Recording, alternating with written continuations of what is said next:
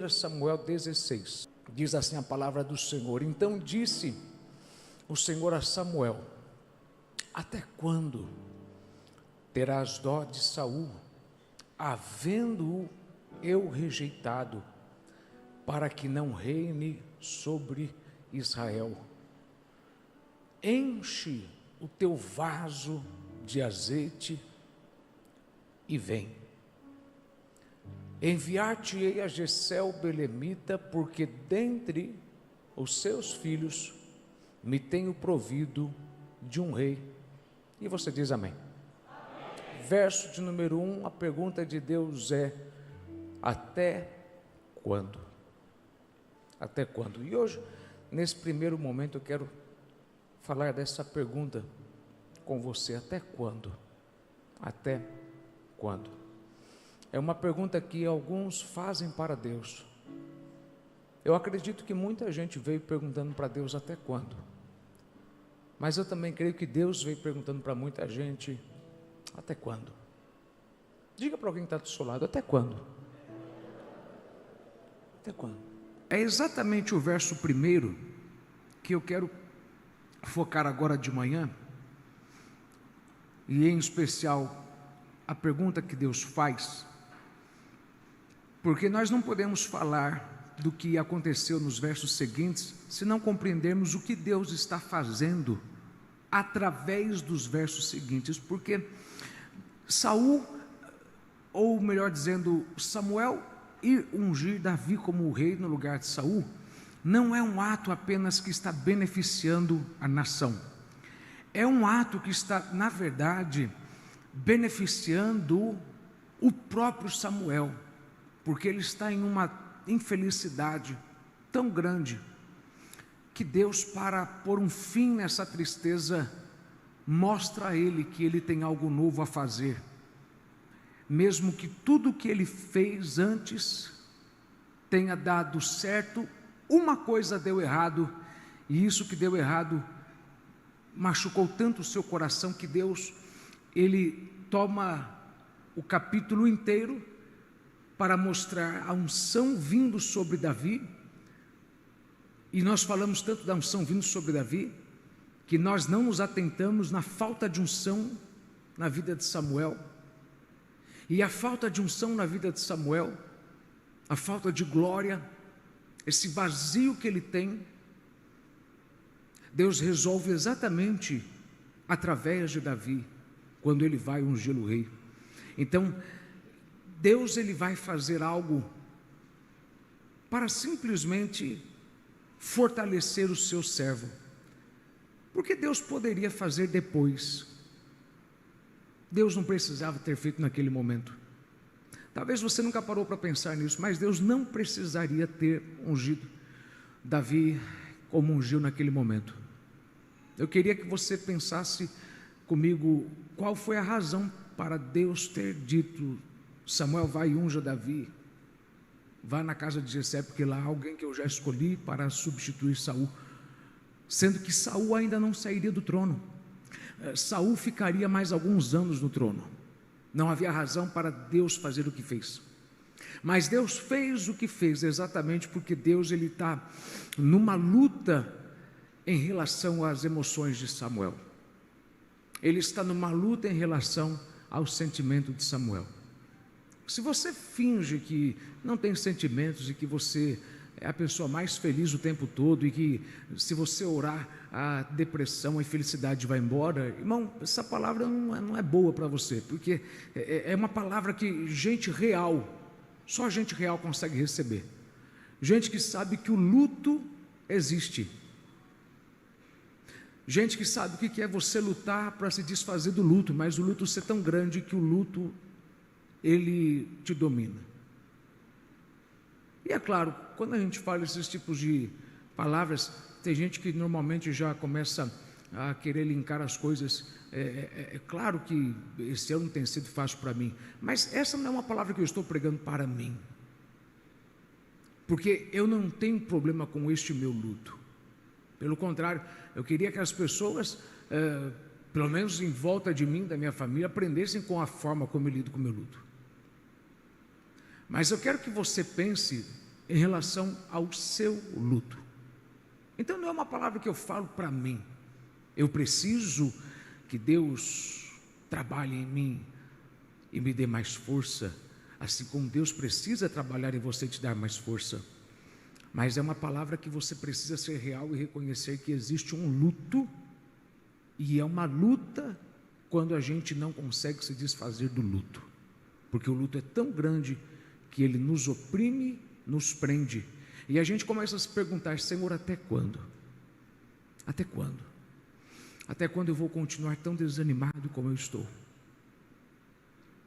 Algumas vezes você se pega não entendendo o que você mesmo está vivendo, porque você não compreende como tantas coisas boas acontecendo não são capazes de tirar de você uma tristeza grande. E aí você fica se perguntando: Senhor, até quando? Até quando eu vou continuar tão devagar como eu estou? Eu já fui mais rápido, eu já fui mais ágil, eu já produzi melhor, mas eu me sinto numa fase tão difícil. E a maioria de vocês aqui não falam isso, porque a maioria de nós não deseja que alguém saiba do nosso luto. E existem vários tipos de luto. Luto é a dor natural que acontece quando nós perdemos algo ou alguém que amamos. Alguns estão em luto por conta de alguém que você perdeu, ou por conta de alguém que perdeu você, se é que você me entende. Alguns estão de luto porque alguém partiu para outra vida, outros estão de luto porque alguém partiu da sua vida. Alguns estão de luto porque perderam uma oportunidade, outros estão de luto porque perderam uma bênção. Há todos os tipos de luto. Alguns estão de luto porque a porta se abriu e você não atravessou a porta enquanto era tempo, e agora que a porta se fechou, você não consegue mais ver uma porta aberta, você não consegue enxergar uma nova chance. Então, eu preciso que você entenda: se não dá para ser real, não dá para ser abençoado. Não dá para ser abençoado. Jesus disse que quando você chegasse em uma festa, que você tomasse o menor dos lugares, não o maior dos lugares. Seja humilde, porque é na humildade que Deus vai promovendo você. Ou coisa difícil na presença de Deus a gente ser humilde e reconhecer: Senhor, eu tenho passado por um tempo de luto. Talvez não do jeito que o pastor descreve, mas eu sei que no fundo é um luto. Talvez você mesmo não sabe que é um luto. Por quê? Porque na sua perspectiva seria um luto se você estivesse chorando o tempo todo, mas é possível que o seu luto não se mostra em lágrimas, mas em frieza, em distanciamento, em uma diminuição de ritmo. Há todo tipo de formas de se expressar tristeza. Eu mesmo já compartilhei isso. Eu tive em 3 dias de luto, até o momento em que eu soube da morte da mamãe, até o sepultamento. Eu tive, se eu tive 20 minutos de choro, eu tive muito. Se eu tive 20 minutos de chorar, mesmo eu tive muito. Porque cada um consegue transparecer a dor de formas diferentes. Mas só porque você não transparece como os outros, não quer dizer que você não sente ela. Existe um luto. E muitas vezes o luto, ele se manifesta com desânimo, cansaço. E aí você fica se perguntando: Senhor, até quando? Até quando? Talvez a sua mente não pergunta, mas o seu subconsciente fica querendo saber de você mesmo: fulano, até quando você vai continuar assim? Até quando você vai continuar no chão e não vai se levantar e voltar a ser a melhor versão que você já foi um dia? Para quem é essa palavra aí? Faz alguma coisa só para mim entender que é para você, irmão, porque senão fica ruim. Amém? Então que bom, porque é exatamente o início do texto que traz sentido para todo o texto. Deus não precisava ter ungido Davi como ungiu. Deus poderia ter ungido Davi depois. Mas Deus sabe como fazer você sair do luto, dando para você um novo tempo, dando para você um novo começo, dando para você agora algo que poderia vir depois. Davi poderia ser ungido depois, eu não tenho dúvida disso. E sabe, a gente até gosta de falar coisas como: ele venceu Golias porque tinha unção, mas Golias apareceu bem depois, então não havia necessidade nenhuma dele ser ungido agora. Não havia, até mesmo porque Saul vai ser tirado do poder lá na frente. Mas Deus manda que ele fosse ungido, não pensando em Davi, mas pensando em Samuel, porque esse é um texto que tem luto e luta, luto e luta. O luto de Samuel e a luta de Deus. Talvez você não vê a luta de Deus, mas há uma luta, porque Deus está perguntando: Samuel, até quando? Até quando? Quando a gente lê o choro de Samuel, a gente lê de uma forma tão rápida que a gente não para dar a atenção que ela deve ter, porque é uma emoção tão dolorosa, tão forte, tão violenta, que Deus teve que parar e perguntar para ele: até quando? Eu estou revoltado com você. Até quando você vai continuar chorando por causa de Saul? Até quando? Até quando? Toda pergunta que Deus faz, ela é retórica. Deus não faz uma pergunta para que ele obtenha uma informação. Deus faz uma pergunta para que você faça uma avaliação e tenha a informação correta. Será que você já não tinha que ter parado de chorar? Por que você ainda chora? Eu já dei uma chance, eu já dei 2 chances. Até quando você vai continuar chorando por Saul? Até quando você vai continuar chorando por conta do que houve? Até quando você vai ter dificuldade de aceitar que o que aconteceu, aconteceu, e enquanto você ficar preso no que houve, você nunca vai viver o que está por acontecer? Enquanto você continuar preso no que aconteceu, você nunca viverá o que está para acontecer. Até quando? Me ajuda a pregar, irmão. Pergunta para alguém que está do seu lado: até quando, irmão? Até quando? Talvez você não finja como outros fingem, mas alguns fingem aqui que não tem um quando que você tem perguntado. Muita gente tem perguntado: Senhor, até quando, Senhor? Porque eu não estou me aguentando, eu não me aguento mais, eu estou numa fase no qual eu estou fazendo mal para mim mesmo, e eu só queria saber até quando. Até quando eu vou continuar tão desanimado? Eu tinha prazer na minha alegria. Meu irmão, se essa mensagem não fala com você, desculpe, um dia você vai entender ela. Mas quando a gente começa a ser realmente uma pessoa madura no amor, a gente passa a ter prazer na nossa própria vida, na nossa própria presença. A gente tem prazer em ficar sozinho, porque a gente sozinho se faz feliz, a gente sozinho se dá prazer, a gente sozinho fica bem. Agora, como que pode você, claro, tem gente que depende, muita gente e muitas coisas para serem felizes, né? Mas alguns aqui sabem o que eu estou falando.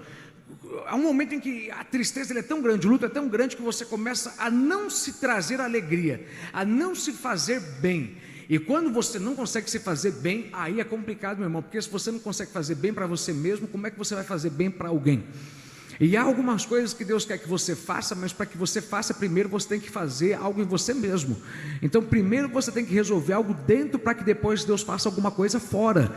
Primeiro você tem que esvaziar alguma coisa por dentro, para que depois você receba alguma coisa do lado de fora. Então a gente pergunta: Senhor, até quando, até quando, até quando? E Deus também está perguntando: até quando? Eu sei que você quer que eu te tire dessa, mas eu vou te tirar dessa quando você começar a sair dessa. Levante-se, encha o seu chifre de azeite, e aí sim eu vou fazer a minha parte. Vá, aí eu vou te mostrar o que você vai fazer, mas eu não vou te mostrar o que você vai fazer enquanto você não fizer a tua parte. Então levante-se e enche o teu chifre de azeite.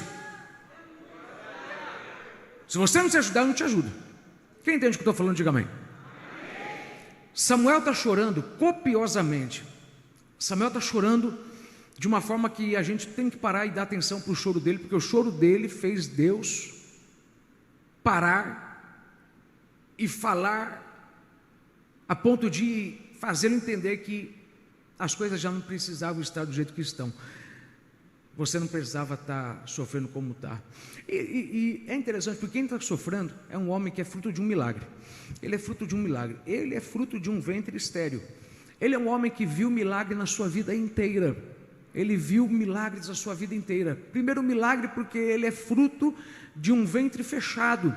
Segundo milagre, ele cresceu em um lugar conturbado, em um lugar horrível, porque ele cresceu no templo, vendo o pecado dos filhos de Eli.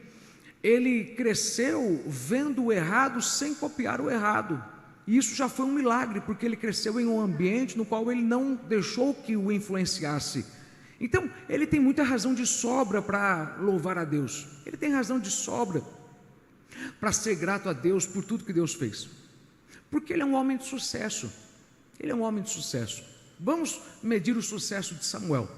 Samuel é um homem de sucesso a ponto de que a forma como ele foi gerado revela o propósito para o qual ele foi gerado.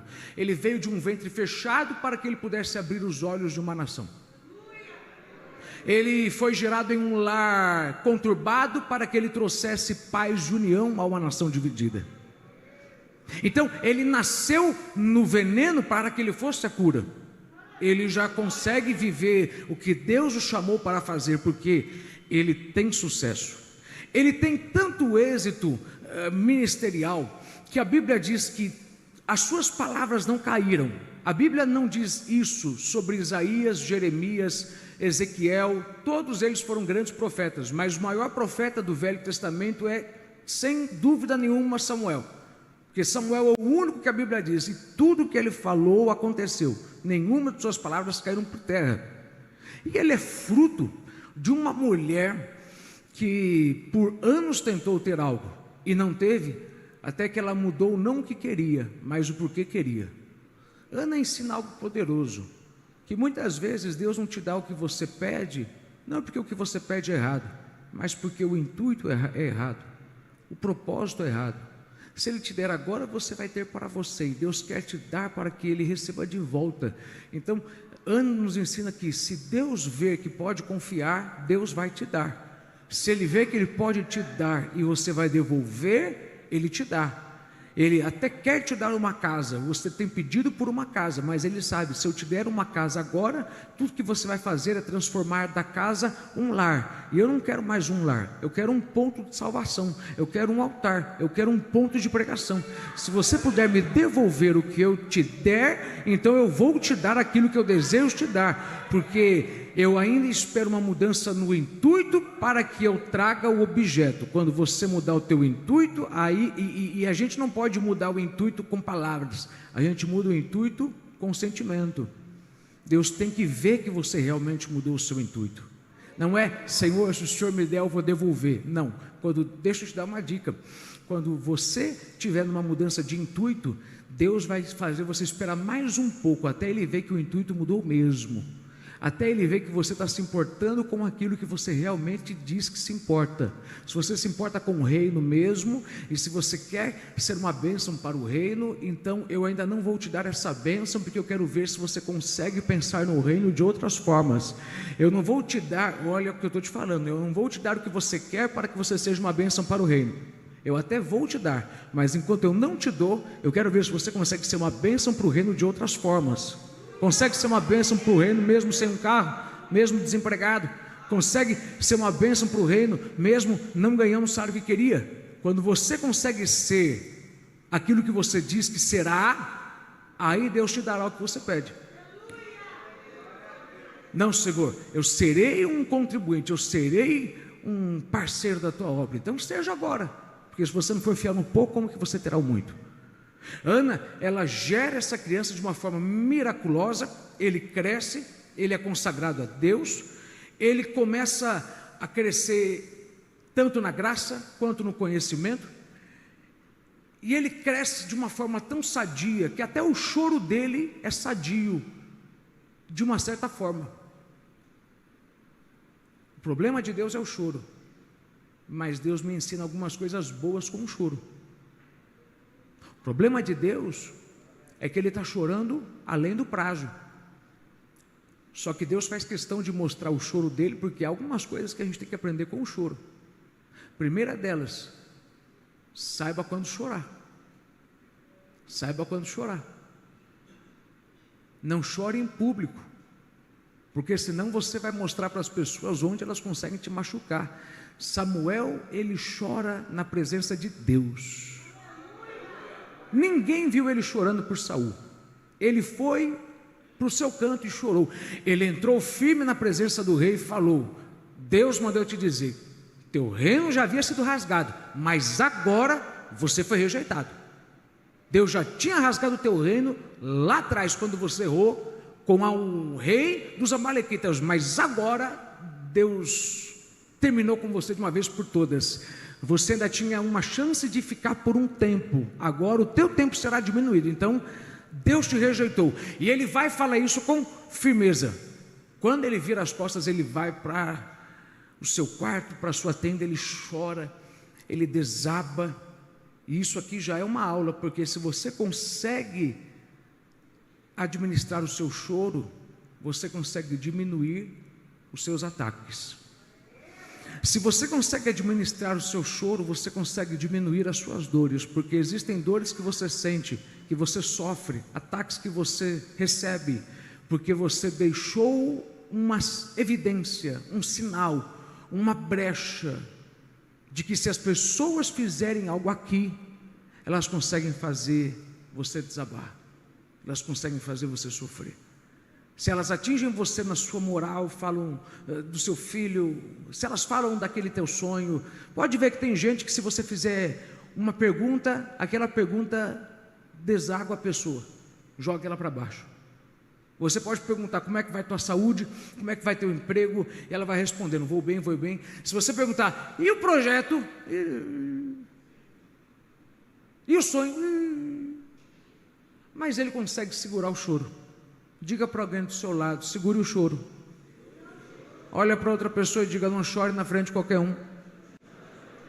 Quem chora na frente de qualquer um está vulnerável a ser atingido por qualquer um. Segundo, o choro dele ensina algo poderoso, que você não é grande apenas pelo fato de você ser um homem com uma grande unção. Você é grande porque você consegue ser uma pessoa que opera nos dois extremos, porque é difícil você ser alguém que opera nos dois extremos. Samuel, pense nisso. Samuel operava nos dois extremos, chorava como um cordeiro, mas rugia como um leão. Davi operava nos dois extremos. Ele era tão macho, que ele matou não só o gigante, mas ele cortou muito mais prepúcios do que deveria, jogou diante do rei e falou, o que mais você quer? Você queria X, eu te dei 2X, o que mais você quer? Mas ele era tão leve, tão sensível, que tem gente que, se lê a história de Davi isoladamente em alguns momentos, vai achar que ele é esquisito, porque ele é muito sensível. Ele é muito sensível. Ele é tão sensível que ele tem músculo e força para matar leão, urso gigante, mas dedos sensíveis para tocar uma harpa, compor salmos, compor canções. Ele é um homem que opera nos dois extremos. E você tem que aprender uma coisa: Deus usa qualquer um, mas os grandes são aqueles que sabem operar nos dois extremos. Deus procura pessoas que sabem executar a justiça sem perder empatia e humildade. Homens que conseguem falar, Deus rasgou o teu reino, e por detrás chorar a dor de alguém que você foi enviado para poder abrir a ferida, porque você foi enviado para arrancar o câncer, e agora que você está arrancando o câncer, você está firme na frente, mas chorando por detrás. Se você nunca chorou por conta de alguém que você teve que corrigir e não gostou do que fez, mas sabia, eu tive que fazer o que fiz, embora eu não gostasse do que eu gostei de fazer, se você não sabe o que é isso, você não vai compreender a dor dele, porque ele está chorando porque ele teve que fazer uma coisa que ele nunca quis fazer, mas ele sabe, se eu não fizesse isso, a gente corria um risco muito maior. Eu não gostei de fazer. Vou lhe falar uma coisa sobre poder, irmão. Põe uma coisa na tua cabeça. Se você deseja ter poder, você não vai desejar tê-lo se você experimentá-lo, porque depois que você experimenta poder, você não deseja mais ter ele, porque poder gera um peso absurdo, doloroso, no qual você se vê obrigado a fazer coisas que não quer, mas que tem que fazer. Como que eu tenho que fazer se eu não quero? Porque você sabe, se você não corrigir o erro, você prejudica o ambiente. É como o pai que tem muitos filhos e vê que um filho caiu nas drogas e agora ele tem que, para salvar os outros filhos, arrancar um filho de casa, enviar para um lugar, ele vai sofrer uma dor, o filho vai ficar triste, mas ele sabe, se eu não remover você, eu contamino o resto. Me dói, mas eu preciso saber fazer isso. Me dói. Me dói. Alguns aqui não entendem, outros aqui não conseguiram entender que é esse o preço do poder. O paradoxo que você sente em ter que ter coragem de fazer coisas que você não tem prazer. E por isso que Deus te deu poder, porque Ele sabia, você não tem prazer no que faz, mas tem coragem de fazer. Vou repetir, Deus te deu poder porque Ele sabia, você não tem prazer no que faz, mas tem coragem de fazer. Você tem coragem de repreender o que tem que ser repreendido, embora você saiba que quando você vira as costas, a pessoa vai chorando, pensando que você teve prazer, sem saber que você está indo arrasado, sofrendo muito mais dor do que ela, sofrendo tanta dor que me acha no texto Saul chorando, mas Samuel está chorando. Me acha no texto Saul chorando, mas Samuel está chorando. Por quê? Porque Samuel sabe, eu não tenho prazer em ver que a pessoa em quem eu coloquei a mão, agora eu estou tendo que punir. A gente falava, ouvia isso, a gente ficava com raiva, até que a gente aprendeu na prática que na hora em que o teu filho erra, meu irmão, e tu tem que repreender ele duramente para que ele não seja repreendido pelo mundo, é melhor você dar umas palmadas nele em casa do que ele ter que apanhar na prisão. Então, você sente dor quando faz a dor, mas você sabe, essa dor te impede de outras dores. E aí a gente fica com raiva quando ouvia isso, dói mais em mim do que em você, mas é verdade. É verdade isso na sua carreira, é verdade na sua família. Tem pessoas que você não gosta de falar o que tem que falar. E com todo respeito, se você quando fala o que tem que falar, fala com arrogância, você nunca falou de verdade. Porque quando você fala de verdade, você consegue falar de uma forma que você deixa claro, essa é a verdade, essa é a situação, mas isso aqui não é você. Você está errando, mas você não é isso. Você está fracassando, mas você não é um fracasso. Então eu estou apontando, não você, eu estou apontando o teu erro. E é um complexo, porque é uma dor que quando a gente sente, a gente não quer mais. Talvez você não entenda o que eu vou falar, mas eu queria que você anotasse isso. Se você não anotar isso, guarde isso na sua mente. Quando você experimentar poder, você não vai gostar de ter ele, mas você vai aceitar ele, porque você sabe, na mão de outra pessoa é uma arma, na minha mão é um instrumento.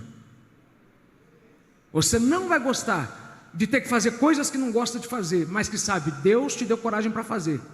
E aí você vai falar, Senhor, mas eu não quero fazer isso porque me dói. Mas aí você vai olhar para trás e falar, se Deus não me usar, Deus vai entregar para outra pessoa, e outra pessoa vai fazer o que eu nunca faria. Então é melhor estar comigo e eu ter que fazer o que eu não gosto, mas eu sei que tem que ser feito, do que eu entregar esse poder para alguém que quer e vai fazer o que quer, quando aquilo que ele quer envolve fazer aquilo que é errado. Você não tem noção, irmão, quanto que as pessoas falam da gente que é pastor. Alguns até têm noção. E machuca muito mais quando você ouve um crente falar, não, pastor, porque olha, se o senhor soubesse o que falam do senhor, mas eu conheço o senhor, você já me conhece, então por que não fica quieto? Já não sabe que eu sei que falam mal? Porque nenhum pai é bem visto enquanto o filho está em casa, ele só é valorizado realmente quando ele sai. E liderança se justifica na saída, não na presença. Enquanto Moisés não morreu, todo mundo tinha problema com Moisés e amor por Moisés. Amava um dia, apedrejava no outro. Quando saiu, todo mundo falou, gente, olha o que a gente perdeu, né? É engraçado, irmão, eu viajo, fico uns dias fora, aí todo mundo começa a sentir falta da pregação. Aí quando eu estou e a mensagem se estica e o culto vai até mais tarde, aí reclama. Aí eu falo, gente, mas vamos parar com esse espírito de loucura, porque ou tu me ama ou tu me odeia, porque não dá para viver os dois. Mas a verdade é que os dois coabitam na mesma coisa, na mesma casa, na mesma mente. Ódio e amor. Eu amo Saul, mas eu odeio o que ele fez, então eu tenho que corrigi-lo. E tudo que eu vim te falar hoje foi sobre esse choro. Eu vim te falar desse choro tão forte, que Deus teve que olhar e falar: até quando? Quanto tempo mais você vai demorar para parar de chorar? Você já deveria ter saído dessa, porque eu tenho algo maior para fazer através de você. E eu não aceito te ver sofrendo quando o seu sofrimento teve prazo para acabar. Eu não tenho problemas com o seu choro, eu tenho problemas com o seu choro fora de hora. Deixa eu lhe explicar o que Deus quer que você entenda. Eu não tenho problemas em ver o seu choro, eu tenho problemas em ver o seu choro fora de hora. Porque quando deu a hora de acabar de chorar e levantar a cabeça e seguir em frente, e você ainda está chorando, aí eu tenho um problema. Por quê? Porque eu sou um Deus que tem ritmo. Tudo que eu faço tem ritmo. O universo gira em um ritmo. Existe um ritmo que coordena a natureza. Existe um ritmo entre a água ser evaporada, as nuvens serem formadas, a chuva descer. Tudo que Deus fez, meu irmão, tem um ritmo. Tudo que Deus fez tem um ritmo. Deixa eu te explicar uma coisa. Tudo que Deus fez tem um ritmo. O nosso coração tem um ritmo. A oxigenação nossa tem um ritmo. A nossa corrente sanguínea tem um ritmo. E quando Deus está em um ritmo e você não está no ritmo de Deus, você começa a ser um problema, quando na verdade você foi chamado para ser uma bênção. Porque Deus está querendo que você vá e unja e faça algo novo, quando você ainda está preso chorando por algo velho. E Deus está numa luta e você está num luto. O teu luto é: eu tenho dores pelo que aconteceu. A luta de Deus é: eu vou começar a sentir dores, eu vou começar a ter problemas se você continuar preso no que aconteceu. Porque o que aconteceu, aconteceu, Samuel. Não dá para mudar o que houve, mas dá para mudar o que está para acontecer. Se você se levantar, encher o chifre de azeite e andar na minha direção, eu vou te dar algo novo que vai te trazer alegria, apesar do seu fracasso. Você teve um fracasso. Esse um fracasso está te fazendo chorar como se você tivesse tido vários fracassos. A tua vida não foi cheia de vários fracassos. Você teve um grande fracasso, Saul. Só que vamos pensar bem: Saul foi um fracasso teu ou Saul foi um fracasso dele mesmo? Porque você deu certo, você foi e cumpriu o que eu falei. Se você tivesse estado errado, você não teria ido e corrigido. Como você foi e corrigiu, você deu certo. Agora, quem não aceitou a correção foi ele. Então, como quem errou foi ele, pare de achar que o erro dele significa o seu erro. O erro dele é o erro dele não é o seu erro. O fracasso do aluno não é o fracasso do professor, assim como o fracasso do filho não é o fracasso do pai. Não deixe que o fracasso de alguém faça você perder a noção do seu potencial e do seu poder. Irmão, deixa eu lhe dizer uma coisa: você tem poder de mudar coisas. Se você não acredita nisso, tem gente que sabe que quando você chega num lugar e para resolver uma situação, a sua presença já traz paz, porque a pessoa sabe, quando ele entra na parada, o negócio muda. Tem gente que sabe que se você chegar, a situação não vai continuar a mesma. Por quê? Porque você tem poder de mudar, você tem poder de parar, você tem poder de reverter. Só que você não conseguiu parar e reverter a situação de Saul. O fato de você não ter tido êxito em Saul não significa que você não teve êxito em nenhuma outra área, e não significa que você não terá êxito em nenhuma outra área. Pelo contrário, Deus está numa luta onde Ele quer que você abra os olhos e entenda. Você está sofrendo porque você está se julgando baseado em um acontecimento, e você deveria se julgar baseado na sua jornada inteira. Você é um vitorioso, você é um conquistador, você é um homem que tem poder para mudar coisas e fazer coisas darem certo. Você não deixou o pecado dos filhos de Eli passar para você. Você tem trazido santidade de volta para a nação de Israel. Você trouxe alegria para tua mãe quando nasceu. Você trouxe prosperidade para tua mãe quando nasceu, porque quando você nasceu ela só pensava em você, mas depois de você veio mais 5 irmãos. Então você é uma bênção. Olha para alguém e diga para essa pessoa: você é uma bênção, irmão. Declara aí, porque alguém tem que ouvir de novo, que você é uma bênção. Você às vezes pede por uma bênção e esquece que você mesmo é uma bênção. Mas não deixe que o fracasso de alguém faça você perder a noção de que você é uma bênção, porque quem fracassou foi eles. Você deu certo, você teve bom sucesso, você teve a aprovação de Deus, e você não tem direito de continuar chorando, perguntando: Senhor, até quando? sendo que Deus queria que você entendesse. Espera aí, mas até quando? Você pergunta até quando eu vou deixar você desse jeito, e eu quero saber até quando você vai se ver desse jeito. Eu queria que você entendesse o choro dele. O choro dele é um choro que nem todo mundo chora. Ele está chorando porque ele sonhou a vida de alguém, não a vida dele. Ele sonhou a vida de alguém. Essa palavra não é para quem é narcisista, não é para quem é individualista, egoísta, que só pensa em você mesmo. Essa mensagem é para alguém que sabe que é você sonhar com a alegria de alguém, com a vida de alguém, você investir pesado em alguém, você entregar o máximo que pode para alguém, você ungiu alguém, você orou por alguém, você intercedeu por alguém, mas esse alguém, Deus vem agora e fala: eu cortei, eu abri mão. Só que eu ter aberto mão dele não quer dizer que eu abri mão de você. Eu ter rejeitado ele não significa que eu rejeitei você. Pelo contrário, eu quero que você entenda: há uma diferença entre o que tem na sua mão e o que receberam e fizeram com o que veio das suas mãos. O que tem na sua mão é poder, é precioso, mas se você colocou as mãos em alguém e alguém não soube fazer bom fruto disso, você não é o culpado. Deixa eu explicar uma coisa aqui para alguém. Não adianta eu querer colocar nesse copo 2 litros, porque esse copo não suporta 2 litros. E alguns de vocês sofrem porque você tem muito para dar, e quem você quer dar não tem capacidade para receber. Você tenta fazer a pessoa aprender, mas ela não tem tanta capacidade para aprender. Você tenta ensinar, você tenta abrir os olhos, mas ela não tem. E você precisa entender que Deus não vai te trazer um novo tempo através de Davi, se primeiro Deus não resolveu o que está acontecendo dentro de você.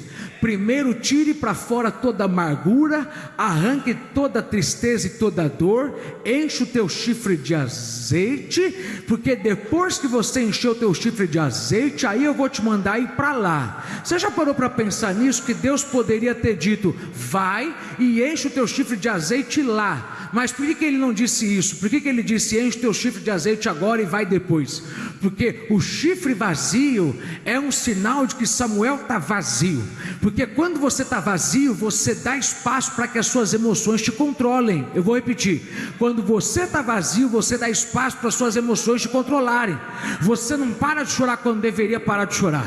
Você está igual o Samuel, o luto já acabou e você ainda está chorando, e Deus está perguntando: rapaz, já era para você ter parado de sofrer por conta do que houve. Mas por que você não consegue parar de sofrer? Porque é capaz que eu te usei e ainda assim você está vazio de mim. É capaz que você ouviu minha voz e ainda assim está... Irmão, entendo o que eu estou te falando. Eu garanto para você que é capaz de Deus te usar para pregar e ainda assim você está vazio por dentro. Por quê? Porque Deus sabe avaliar a necessidade do momento, e quando o momento ele é urgente, Deus pega alguém vazio e faz alguém ser uma bênção, ser um instrumento, ainda que a pessoa não seja cheia. Então eu vou te usar agora, Samuel, para corrigir Saul, mas não pense que tu está cheio não.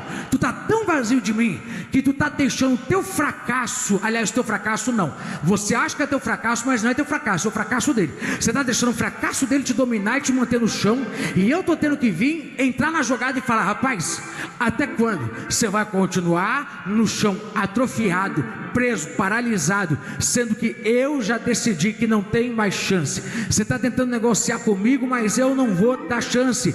Há tempo para todas as coisas. Eu vou falar uma coisa para alguns aqui, não é para todos, mas há tempo de correr atrás e há tempo de parar de buscar. A Bíblia diz isso. E tem hora que você tem que parar de buscar, dar uma segunda chance para alguém que Deus já viu. Ele não quer uma segunda chance. Levante o teu rosto e entenda que se você quer dar a mão para alguém que não quer se levantar, há alguém esperando que você estenda as mãos para que ele possa se levantar. E você não pode deixar que o seu potencial fique preso por conta do fracasso de alguém.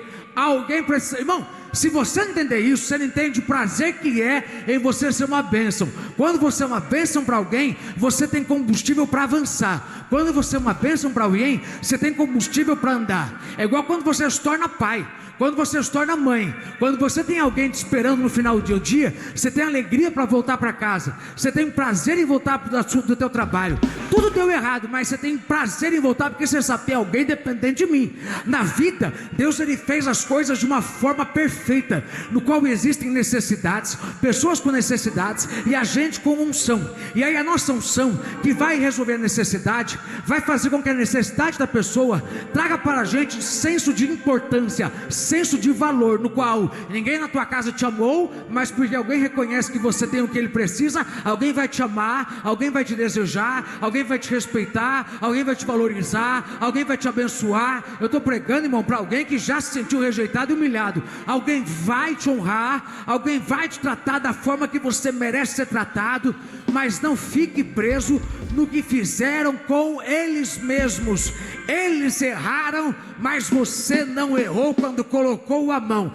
Pare com o choro, levante a cabeça e vá, porque Deus tem algo novo para fazer através de você. Você entende o que Deus está falando? Diga amém bem forte. Posso continuar? Diga amém. Diga para alguém que está do seu lado: quem ama não se omite, irmão. Diga aí para mais 3 pessoas: quem ama não se omite. Quem ama não se omite. Quem ama não se omite. Quem ama não se omite. Quem ama não se omite. Quem ama não se omite. Quem ama não se omite.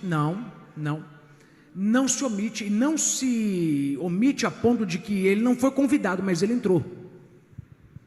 Ele não foi convidado para lutar a minha luta, mas ele entrou na minha luta. Por quê? Porque quem ama não se omite. Samuel é um grande homem de Deus. Por quê? Porque ele é um homem que opera no amor de Deus. Você é um grande homem ou mulher de Deus, não por conta da unção, porque a unção depende do amor. Jesus diz que todas as coisas dependem do amor que você tem a Deus e ao teu próximo. Maior o teu nível por Deus e pelas pessoas, maior é a tua unção. Maior é a tua unção. Você pode ter uma grande revelação e ainda assim não ter unção. Por quê? Porque unção depende do teu amor por Deus e pelo próximo. A revelação depende só da tua intimidade com Deus, mas a unção depende do teu amor por Deus e pelo próximo. Já viu aquela pessoa que tem uma grande palavra, mas prega fraco? Uma grande revelação, mas prega fraco. Um grande projeto, mas não consegue executá-lo. Uma grande visão, mas não consegue executar. Por quê? Porque não tem um grande amor. Quando você anda no amor de Deus, você se torna tão grande que você não consegue se omitir quando você vê o fracasso de alguém. Você se inscreve em toda batalha. Você se inscreve em toda luta. E são lutas que às vezes machucam. Por quê? Porque você está lutando uma luta que não foi chamado para lutar, mas está lutando por quê? Porque você ama quem está sofrendo. Samuel está lutando por Saul. Está lutando. Saul sequer pediu ajuda para ele, mas ele está lutando. Ele está lutando tanto que ele está preso, chorando, porque quem ele está tentando ajudar não se ajuda. E é horrível, porque Deus precisa que você entenda. É exatamente o teu amor que te fez avançar, que agora às vezes está te fazendo ficar longe, e está te prendendo, porque você tem tanto amor que você não consegue agora entregar nas minhas mãos e deixar comigo aquilo que só eu posso resolver.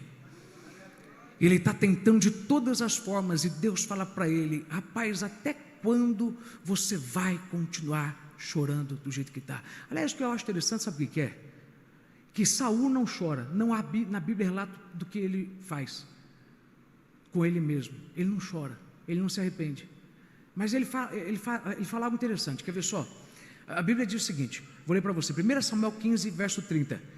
Palavras de Saul: eu pequei, repetiu Saul, mas pelo menos me respeite na frente dos líderes e de todo o povo de Israel. Volte comigo para que eu possa adorar o Senhor seu Deus. Olha o que Saul está falando. Eu sei que eu errei, mas não me trata diferente na frente deles, não. Não me trate do jeito que está me tratando aqui. O problema é, como é que você vai tratar bem alguém que pisou na bola? Me diga. Como é que você vai honrar diante de todos quem Deus falou? Você desonra. Olha o que Saul disse: não me desonre na frente de todos eles. Em outras palavras, eu estou nem aí para o que eu fiz, desde que a minha imagem continue por cima. Porque o orgulhoso, ele é assim. O orgulhoso, meu irmão, ele não está nem aí para as dívidas, desde que ele consiga mostrar para todo mundo que ele está cheio de dinheiro, desde que ele vive uma vida forjada, desde que ele viva por aparência. O orgulhoso, ele não está nem aí para resolver o problema, desde que ele consiga disfarçar o problema. O problema de Saul é o orgulho. A Bíblia diz que no mundo, tudo que há nele são três coisas: a concupiscência da carne, dos olhos e a soberba da vida. Quais são as três categorias de pecado? A vontade da carne, a vontade dos olhos e o orgulho. São as únicas três categorias de pecado. E há um princípio na Bíblia que é o princípio da terceira categoria. Tudo que está em terceiro tende a ser o maior, tende a ser o de maior impacto. De todas as coisas, o que Deus mais odeia é o orgulho. Por quê? Porque se você errou nas duas primeiras, mas não é orgulhoso, é humilde, Deus vai te corrigir, você vai baixar a cabeça e Ele vai te restaurar. Mas não é o que aconteceu com Saul, porque Saul é orgulhoso, ele não dá o braço a torcer, mas é o que aconteceu com Davi. Davi, ele é humilde, toda vez que ele erra, ele se humilha e Deus restaura ele. Então Deus, ele está tratando aqui com um orgulhoso e com um homem grande, que está sofrendo, porque quem ele investiu, em quem ele insistiu, fracassou. E o que Deus mandou dizer para você nessa manhã, antes que eu vá para a palavra da noite? Que Deus está perguntando: até quando você vai permitir que a razão do teu desânimo seja o que alguém está fazendo com ele mesmo? Porque você está desanimado pensando em hipóteses, em teorias, suposições. E se fulano fizer isso? Ai, se fulano fizer, eu não sei se eu vou dar conta. Se fulano fizer isso, eu não sei se eu consigo continuar. Se fulano fizer isso, eu não sei se eu consigo me manter. E aí a gente começa a se perguntar: Senhor, até quando? Até quando? Até quando? Até quando o Senhor vai me deixar ficar tão baixo como eu estou? Até quando o Senhor vai demorar para mudar o meu semblante? Até quando o Senhor vai deixar que eu fique empurrando dia após dia com a barriga, porque eu não consigo ter forças para me levantar? Até quando? Sabe o que a gente começa a fazer? A gente começa a fazer algumas negociações com Deus. Senhor, se o Senhor abrir essa porta para mim, eu vou ficar tão feliz. Se o Senhor abrir essa oportunidade para mim, eu vou me levantar. E aí a gente começa a nomear, dar nome a bênçãos. Senhor, se o Senhor me der esse carro, eu vou te servir tão melhor, Senhor. Senhor, se o Senhor me der essa bênção, se o Senhor me abrir essa vitória, se o Senhor concretizar isso, eu vou, Senhor, me levantar dessa. Eu sei que eu estou mal, eu sei que eu já tive melhor. E aí a gente começa a perguntar: Senhor, até quando o Senhor vai demorar para me dar, para que eu possa melhorar? Até quando o Senhor vai demorar? Você talvez não ore assim, mas as suas orações ultimamente têm sido mais ou menos desse jeito: Senhor, enquanto o Senhor não fizer algo, eu não posso melhorar, Senhor. Enquanto o Senhor não tirar dessa, como é que eu vou me levantar? E Deus, Ele quer que você entenda uma coisa: eu quero tirar dessa, eu tenho tudo para te tirar dessa, mas eu não vou te tirar dessa por uma razão. Se eu fizer o que você me pede, você vai ficar mal acostumado. Se eu te der bênçãos materiais para que eu possa levantar o teu espírito, você vai ficar tão preso nas coisas materiais que toda vez que você estiver para baixo, você vai esperar que eu te dê algo material para que você se levante. Então eu não posso te dar agora o que você me pede, porque senão você sempre vai viver esperando eu te dar para que você me dê. Eu quero que você me dê a sua glória, eu quero que você me dê o seu louvor, eu quero que você me dê o seu corpo, eu quero que você me dê você todo vazio para que eu te encha, mas eu não vou ter você baseado numa negociação. Primeiro você se dá para mim e depois eu te dou o que você pede, porque eu quero que você entenda isso. O que vai te arrancar desse momento, desse luto, não é um transbordar de bênçãos, é um transbordar de glória. Oh meu Deus da glória, o que vai te tirar desse desânimo não é uma nova bênção, é uma nova porção do abençoador. O que vai te tirar dessa tristeza não é uma nova provisão, é uma nova esperança que você vai ter do provedor. O que vai te tirar disso não é algo que eu quero te dar fora, mas é algo que eu quero te entregar por dentro. Se eu te encher de glória, você se levanta mesmo com Saul ainda destruído. Se eu te der mais unção, você consegue parar de chorar mesmo com Saul destruído e rasgado. Então, eu quero parar, eu tenho tudo para parar, mas eu não vou parar, porque quem vai parar é você mesmo. Diga para pelo menos 3 pessoas: dá um basta nisso, irmão. Dá um basta nisso. Dá um basta nisso. Se você não se levantar, você vai continuar sofrendo por uma situação que Deus ele vai reverter. Ele vai ungir um novo rei no lugar de Saul. Ele vai te dar um sucesso nessas áreas onde você teve derrota. Ele vai te dar porção dobrada nessas áreas onde você teve vergonha. Mas para isso você tem que primeiro entender: quem se levanta sou eu. Quem vai encher o chifre de azeite sou eu. Quem tem que levantar a cabeça sou eu. Vou lhe dizer uma coisa, irmão: por que tem gente que não consegue dar glória agora? Porque você não entende que quando você se levanta, é exatamente quando você se envolve com a adoração. Alguns de vocês não entendem que a adoração é um momento onde você se levanta, é um momento onde você se lava, é um momento onde você se renova, é um momento onde você fala: Senhor, o descanso não deu certo porque eu ainda estou cansado. Senhor, a viagem não me renovou porque eu ainda estou estressado. Comprar coisas não está ajudando, porque eu estou comprando pensando em que vou ter paz, mas eu continuo estressado. Então eu estou entendendo que o único jeito de sair dessa é me envolvendo na adoração. Por quê? Porque quando a adoração sobe, as bênçãos descem. Então eu vou me envolver no louvor, porque eu sei, o Senhor vive no meio dos louvores. O Senhor habita em meio à adoração.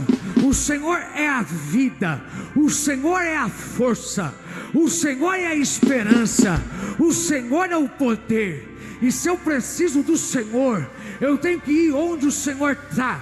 Eu tenho que ir no meio do louvor, eu tenho que ir no meio da adoração. Por isso que você sempre está cansado, porque tu nunca consegue começar o dia ou a semana adorando. Porque se você começa adorando, o desânimo, a dor que você sente por conta de Saul vai indo embora.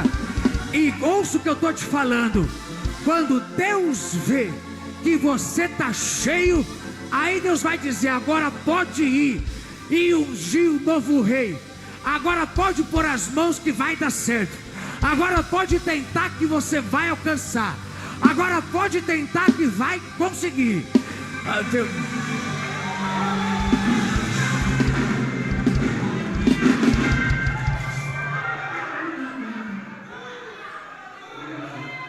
Diz para alguém que está do teu lado: você tem que ser cheio, irmão. Você tem que ser cheio, você tem que ser cheio. Deixa eu terminar a palavra. 2 coisas que arrancam a gente do luto. A primeira dessas coisas que arranca a gente do luto é a glória de Deus. Diga bem forte: a glória de Deus. A glória de Deus é a primeira coisa que Deus usa para arrancar a gente do luto. A glória de Deus, a glória de Deus. Eu acho interessante que a Bíblia vai falar sobre Davi e Batseba. Quando a criança morre, Davi, ele para de chorar. A Bíblia diz que ele se levanta, ele enxuga o seu rosto, ele toma banho, penteia o cabelo, ele se veste, se perfuma, ele vai para o templo adorar. Ele acabou de perder a criança, mas ele vai adorar. Ele estava reclamando até agora, ele estava guerreando até agora, pedindo: Senhor, dá mais vida para a criança. Agora que a criança não tem mais como viver, ele está indo para a igreja, para o templo, agradecer o tempo que ele teve a criança. Ele está indo lá dizer: Senhor, obrigado. Não foi por muito tempo, mas eu tive por algum tempo. Não foi o tempo que eu queria, mas foi por algum tempo. Deixa eu lhe dizer uma coisa aqui: alguns de vocês estão chorando por conta de algo que foi embora e ficou pouco tempo. E Deus quer que você entenda: você tem que parar de chorar pelo que foi e agradecer pelo tempo que teve. Porque o tempo que você teve lá foi suficiente para te preparar para o que está para acontecer. Porque se você lembrar bem do que aconteceu, depois que a criança morreu, ela voltou a gerar uma criança, e essa criança foi Salomão. E Deus sempre garante que algumas coisas vão dar errado e vão durar pouco tempo, quando derem certo, mas depois vão dar errado, porque essas coisas vão abrir caminho, vão preparar o espaço para que algo maior venha e dê certo, e o que vier e dar certo agora vai durar muito tempo, porque a criança morta gerou espaço para Salomão, da mesma forma que a queda de Saul gerou espaço para Davi. Saul é a escolha do homem, mas Davi é a escolha de Deus. Então Samuel, ele está entendendo o seguinte, que eu tenho que agradecer a Deus, porque ainda que ele não durou muito tempo, o tempo que ele durou foi o suficiente para que Deus preparasse alguém para o lugar dele. Então, obrigado, Senhor, porque não durou muito tempo, mas o tempo que durou foi essencial para poder preparar um caminho novo. Irmão, você consegue levantar as mãos agora e agradecer a Deus? A porta não ficou aberta por muito tempo, você não ficou lá por muito tempo, você não teve aquelas bênçãos por muito tempo, aquelas pessoas não te ajudaram por muito tempo, foi por pouco tempo, mas o pouco foi suficiente para te ensinar algumas coisas, para te mostrar algumas coisas. Você nunca teria aprendido o que aprendeu se não tivesse passado por aquilo, você nunca teria conhecido quem conheceu se não tivesse passado por lá. Então você tem que entender que quando você dá glória, você se levanta do luto. Quando você dá glória, você se levanta do opróbrio. Quando você dá glória, você se esvazia da dor. E toda vez que você se esvazia da dor, Deus diz: agora eu posso começar um novo tempo na sua vida. Antes de eu terminar, pelo menos 5 pessoas, levante a mão e dá glória. Dá glória até você sentir que saiu de você toda tristeza, toda dor, porque você sabe, durou pouco tempo, mas valeu a pena. Daí achai, foi apenas passageiro, mas foi valioso.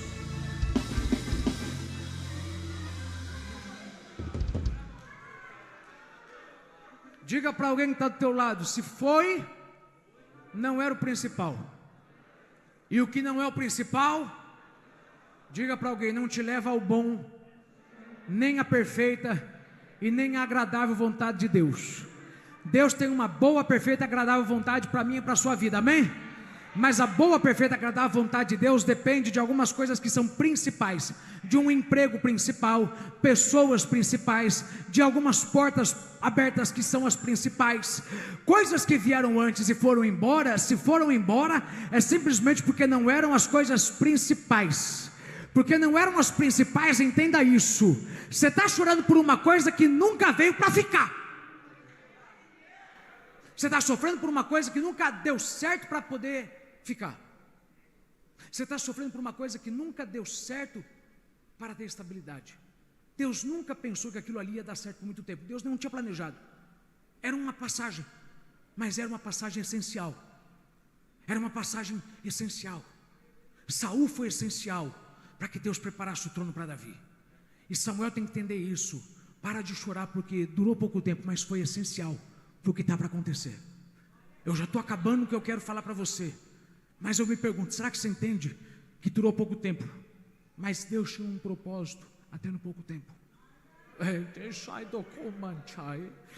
Durou pouco tempo, mas Deus tinha um propósito, e você precisa ter os seus olhos abertos para que você veja o que vai acontecer através de tudo aquilo que houve. E Deus disse: levanta e vai, levanta e vai. Agora que você está cheio de azeite, vai. Mas eu lhe falei que há 2 coisas que Deus usa para tirar a gente do luto. A primeira coisa é a glória, a segunda coisa é a luta. Deus, ele disse para Josué, depois que Moisés morreu e o povo passou por 30 dias de luto, Deus disse: Josué, agora que o luto acabou, levanta, toma esse povo, porque você vai guiá-los até a terra prometida. Levanta e toma esse povo, porque você vai fazê-los possuir a terra que emana leite, que emana mel. Vocês têm uma luta para lutar, e eu esperei o luto acabar para fazer vocês entrarem numa luta, porque eu sempre trago uma luta depois do luto. Eu sempre trago uma luta depois do luto. Eu sempre trago uma luta depois do luto. Eu sempre trago uma luta. Quando a gente fala de luta, a gente sempre pensa em problema. Eu estou falando da luta que Josué disse: essa luta não é luta, é o nosso pão. Lembra que ele disse: é o nosso pão. Chamaram a terra de problemas, de morte, porque ali haviam gigantes. Josué falou: peraí, gente, essa terra aqui não, essa terra aqui é o nosso pão. A nossa vitória está nisso aqui. Isso aqui veio para desafiar a nossa fé. Então aguenta aí, porque essa luta não é uma luta, é uma luta. Não é uma luta, é uma luta. Não é algo que veio para fazer eu cair, é algo que veio para me fazer avançar. Em outras palavras, o que alguns aqui estão entendendo que é um problema, Deus está dizendo, é um desafio que veio para te mover e te fazer entrar numa fase que você nunca sonhou viver. Eu vim profetizar para alguém algo interessante, que se você está achando que Deus vai resolver o luto só com glória, está enganado. Deus está arrancando o teu luto através de uma luta, porque o luto paralisa, mas a luta liberta. O luto te puxa para trás, mas a luta te puxa para frente. E Deus me trouxe para te dizer: estou colocando um desafio novo na tua frente. Eu estou colocando uma montanha diante dos seus olhos. Eu estou colocando algo impossível à sua frente, para que você entenda que é nesse momento onde eu vou ocupar sua cabeça com algo novo, a ponto de desprender a tua cabeça do que é velho. Então, para mim te arrancar do que é velho, eu vou encher a tua cabeça com o novo. Eu vou te livrar do luto através de uma luta. Eu não sei para quem é essa palavra, mas eu já terminei ela. Deus me disse: pode me adorar, porque tu tem uma luta para lutar. Porque eu preciso que alguém creia nisso. Eu não vou ficar mais chorando. O diabo quer que eu fique chorando. O diabo quer que eu fique sofrendo. O diabo quer que eu fique reclamando, choramingando. Mas eu tenho que ocupar minha cabeça com outra coisa. Eu tenho um desafio. Eu tenho uma casa para comprar. Deus me disse que ela vai ser minha. Eu tenho um terreno para construir. Deus me deu o terreno, Adaiashaya. Eu tenho filhos para criar. Eu tenho uma carreira para poder fazer crescer. Eu tenho um projeto para construir. Deus me deu. Então eu preciso apagar da minha mente o luto e focar na luta. E se tu tem uma luta para focar, você precisa de tanta glória, você precisa de tanto poder, você precisa de tanta força, que eu não entendo como é que você não entendeu que esse momento agora é momento para você recuperar toda a força que o diabo levou, toda a força que ele tirou, toda a vontade que ele puxou. Da glória que você é cheio, da glória que você tem glória. Eu vou deixar você adorar. Eu me nego a parar, eu me nego a terminar, eu me nego a orar por você, até que você sinta algo indo embora e algo chegando. Algo.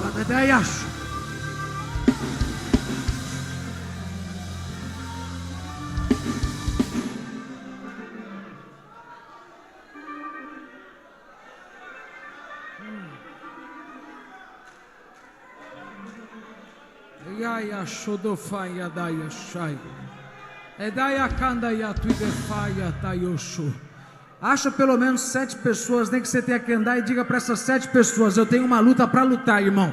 Eu tenho uma luta para lutar. Se tu não for da glória, dá licença, eu tenho uma luta para lutar. Se tu não for falar em línguas, dá licença, eu tenho uma luta para lutar. Se tu quiser parar a mensagem e parar no meio dela, maravilha. Eu vou além da mensagem, eu vou além do que o pastor falou. A mensagem acabou, mas agora eu não acabei. Não acabou. A mensagem chegou no fim. A palavra terminou. Mas eu ainda não terminei de receber o que eu preciso receber. E eu ainda preciso de muito mais. Porque eu sei o tamanho da luta. Eu sei o tamanho dos meus inimigos.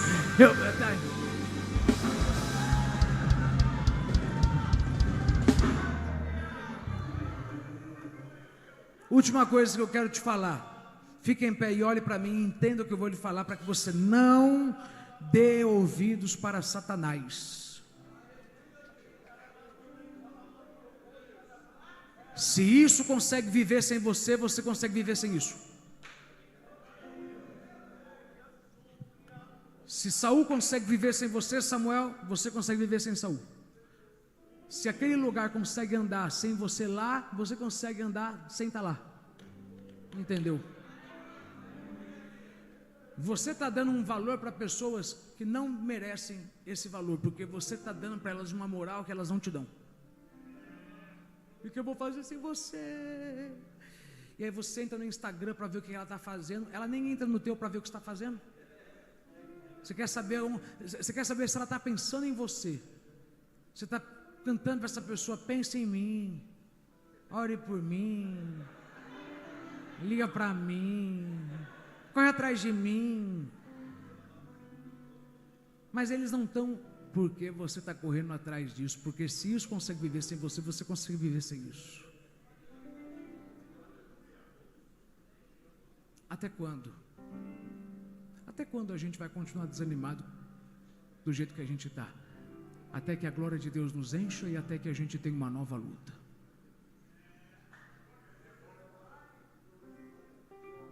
Só crentes maduros conseguem adorar a Deus no que eu vou falar. Deus me trouxe para te dizer: eu vou te dar uma nova luta. Sabe por que pouca gente consegue adorar? Porque para muitas pessoas aqui, luta é só problema. Ô irmão, a pior coisa é você ainda estar aprendendo o ABC quando você deveria estar aprendendo álgebra. Você ainda está na pré-escola, já deveria estar no colegial. O nível das suas lutas deveriam ser outro, mas você ainda tem lutas pequenas porque não avançou. Entenda uma coisa: toda vez que Deus muda o nível de luta, quer dizer que Deus mudou o teu nível de vida. Nós vamos orar e vamos terminar. Eu estava falando ontem com um casal e o rapaz falou para mim, falou: pastor, através da vida do senhor, Deus me fez sair de um salário de 3, 4 mil para 30, 40 mil, dependendo do mês. E eu achava antigamente, gente, é muito dinheiro. Hoje eu estou achando que é pouco. Aí, sabe o que é interessante? O carnal, aquele que não tem visão, falaria: que ingrato. Não, é porque você não entendeu que toda vez que a visão é maior, a provisão tem que ser maior. Olha bem para mim, alguns de vocês sonham com um salário de 10 mil. Quando você chegar nisso, você vai ver que isso não é nada para o que Deus ainda tem para fazer, porque o que Deus tem para fazer vai exigir tanto de você, que você vai falar: Senhor, ainda não é o suficiente. Não é o suficiente, eu preciso de mais. Você fala: Senhor, se o Senhor abrir para mim essa porta e aquela, as coisas vão melhorar. Quando você vê o que Deus quer fazer na tua vida, você vai entender: não, Deus tem que abrir muito mais portas, porque o que Deus quer fazer, o que Deus está te dando não é só o suficiente, Ele precisa te dar muito mais. Mas é uma busca, no qual você vai falar: Senhor, eu sei que eu sempre tenho mais, quando eu te dou mais. Eu não quero que você continue adorando a Deus do jeito que você adora, porque alguns de vocês acham que isso aqui é algo cultural, é estilo, é o jeito dele. Não é. Eu vou continuar falando à noite em uma outra parte da mensagem. Assista. Se não vier, assista. Mas Deus quer que você entenda: a minha glória te arranca do luto. Não é uma porta aberta, não é uma nova bênção, é a minha glória. Eu não tenho que fazer nada novo para te deixar novo. Eu não sei quem aqui precisa se sentir novo, mas Deus quer te falar uma coisa hoje. Ainda que eu não abra nenhuma porta nesse mês, você tem total poder, condição de se sentir novo.